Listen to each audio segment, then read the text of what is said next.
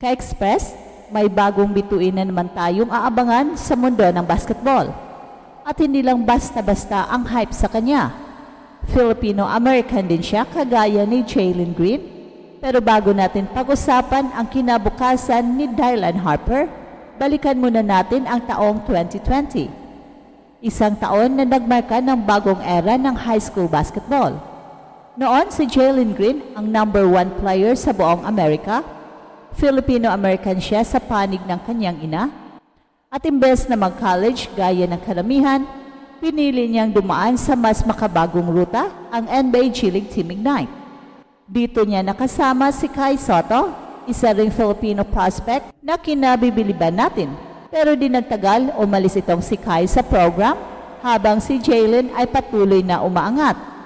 Naging kabatch niya ang top prospects na sina Evan Mobley, Jonathan Kuminga, Cade Cunningham, Scottie Barnes at Josh Giddey.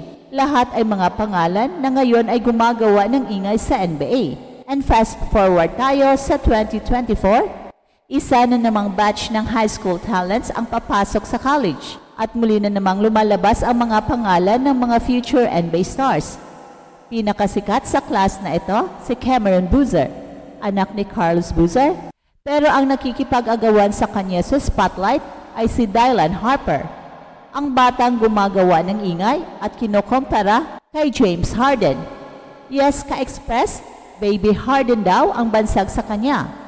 Pero hindi lang basta nickname ito, may lalim at katotohanan sa likod ng comparison na yan. Si Dylan ay anak ng NBA legend na si Ron Harper Sr., ang kapatid ng former Raptor star na si Ron Harper Jr., kaya naman hindi na rin nakakapagtaka nang piliin ni Dylan ang Raptor University para sa kanyang college career. Pero hindi naging simple ang lahat. Nagkaroon pa ng konting drama nang mag-leak ng isang NBA insider. Walang iba kundi si Adrian Wojnarowski, ang kanyang college commitment bago pa Manila ma-announce officially. Naiinis ang pamilya dahil nasira ang supposedly special moment nila. Isipin mo yun, Ka-Express, dapat celebration na sana, naging kontrobersya pa. Pero kahit na may ibang top schools na naghihintay sa kanya, gaya ng Kansas, Auburn at maging ang powerhouse na Duke, kung saan committed si Cooper Flagg, pinili pa rin ni Dylan ang Raptors. Hindi ito usual na desisyon para sa isang top 2 recruit, pero dito makikita ang karakter ng bata. He's ready to take the road less traveled, at ang kagandahan pa nito, makakasama niya sa team si Ace Bailey, isang top recruit din, at rank number 2 sa ESPN list. Magkaibang posisyon sila pero pareho ang hangarin, dalhin ang Raptors sa mas mataas na level. Ang laro ni Dylan Harper ay pinag-uusapan hindi lang dahil sa pangalan niya, kundi dahil sa kakaibang kombinasyon ng lakas, talento sa court at scoring instincts. Meron siyang taas na halos 6'5 o 6'6", pero ang kanyang wingspan ay nasa 6'10". Malaki ang potensyal hindi lang sa offense kundi pati na sa defense. Left-handed shooter siya, kaya agad siyang nabansagan na Baby Harden dahil sa galawan niyang pang-elite scorer. Mid-range, check. 3-point shooting, check. Attack sa rim, double check. Meron siyang explosiveness at body control na bihirang makita sa mga guards na kanyang edad. At kung titingnan mo ang scouting reports, sinasabi nilang para siyang tank sa court, malapad ang katawan, malakas sa drive, pero mabilis pa rin. May finesse at power sa bawat galaw niya, kaya kung makalusot siya sa college competition nang walang major na aberya, mukhang tiyak ang future niya sa NBA. At ang tanong na lang, kakayanin ba ng katawan niya ang physicality ng college level? Kasi nga, bago pa magsimula ang season, dumaan na agad siya sa minor knee surgery. Voluntary daw at walang specific injury na sinabi. Pero alam natin na sa mundo ng basketball kapag may salitang surgery, kahit gaano ka minor, red flag agad yan sa mga scouts. Kaya habang malapit nang magsimula ang NCAA season, hawak pa rin ni Dylan Harper ang top 5 ranking niya.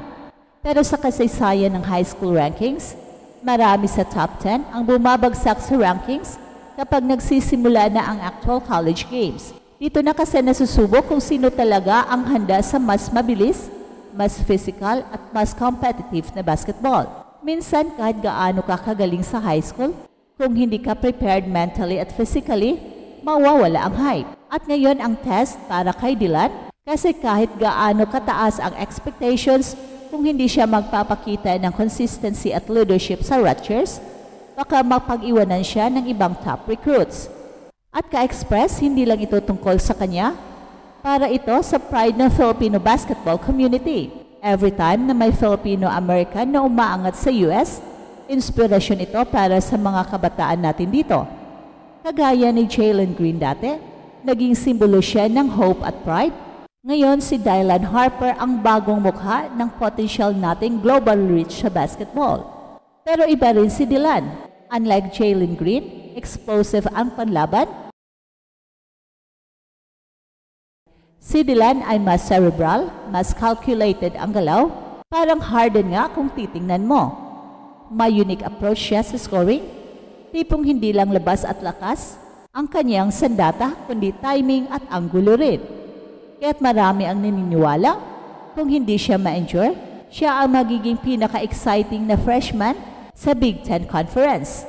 At ang Rutgers, matagal na silang nasa gitna ng pack sa college basketball, pero ngayon parang bigla silang naging contender overnight dahil sa arrival ni Harper at Bailey. Isa itong rare opportunity para sa school, dalawang top recruits sa isang team, pwede itong magbago ng narrative sa buong program. Pero syempre ang basketball hindi lang talento ang puhunan, resilience, mindset at adaptability ang tunay na sukatan ng success. Kaya ang tanong ngayon, kaya ba ni Dylan Harper panindigan ang hype? Kaya ba niya maging consistent sa gitna ng pressure, expectations at ng physical tool ng college basketball? Ang sagot niyan, malalaman natin sa mga susunod na buwan. Malinaw na ang journey ni Dylan ay punong-puno ng challenges, pero ito rin ang magbibigay sa kanya ng pagkakataon para lumalakas at maging isang mas kumpletong player. At kung mapanatili niya ang kanyang kalusugan at maipakita ang kanyang kakayahan sa bawat laro, tiyak na magiging isa siyang malaking asset hindi lang sa Rutgers, kundi sa buong basketball community, lalo na sa mga kababayan natin na patuloy na nanonood at sumusuporta. Ang pagiging baby Harden ay hindi lang label, kundi isang paalala na ang basketball landscape ay patuloy na nagbabago. At si Dylan ang isa sa mga susi sa bagong henerasyon ng mga superstar. Kaya ka-express, abangan natin ang mga susunod na kabanata ng kanyang kwento. Sa bawat laro at sa bawat season, makikita natin kung paano niya haharapin ang mga pagsubok at paano niya isusulat ang kanyang sariling legacy. At ito ang Express Info na kung saan bawat kwento, ginulat ang mundo. Don't forget to like and subscribe.